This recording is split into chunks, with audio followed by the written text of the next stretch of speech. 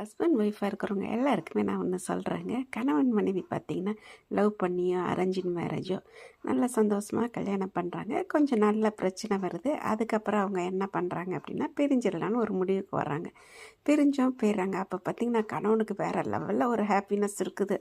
அப்போ நம்ம ஒரு தனிமையில் எவ்வளோ ஜாலியாக என்ஜாய் பண்ணுறோம், எந்த கமிட்மெண்ட்ஸும் இல்லாமல் அப்படின்னு சொல்லி அவங்களுக்குள்ள ஒரு ஜாலி வந்துடுது. ஒய்ஃபுக்கு என்னென்னா எப்போ பார்த்தாலும் திட்டு வாங்கிக்கிட்டே இருந்தோம், அடி வாங்கிட்டு வந்தோம். இப்போ நம்ம தனியாக வந்தப்புறம் நம்மளுக்கு எவ்வளோ ஜாலியாக இருக்குன்னு இப்படி காலங்களாக கடந்து போகுது. குழந்தைகளும் கூட இருக்காங்க.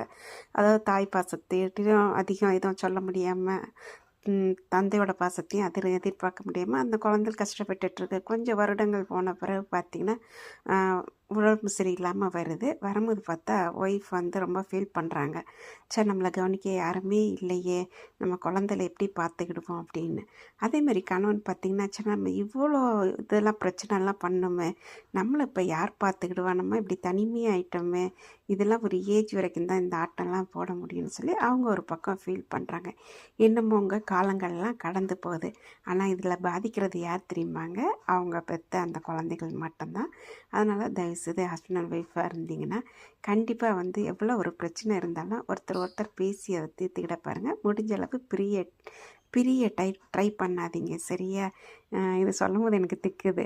அதனால் நீங்கள் என்ன பண்ணுறீங்கன்னா எப்போவுமே வந்து நம்ம வந்து தனித்தனியாக பேசாமல் கூட இருந்துக்கலாங்க. ஆனால் வந்து கண்டிப்பாக பிரிகிற முடிவுக்கு எக்காரணத்தை கொண்டு போகாதீங்க.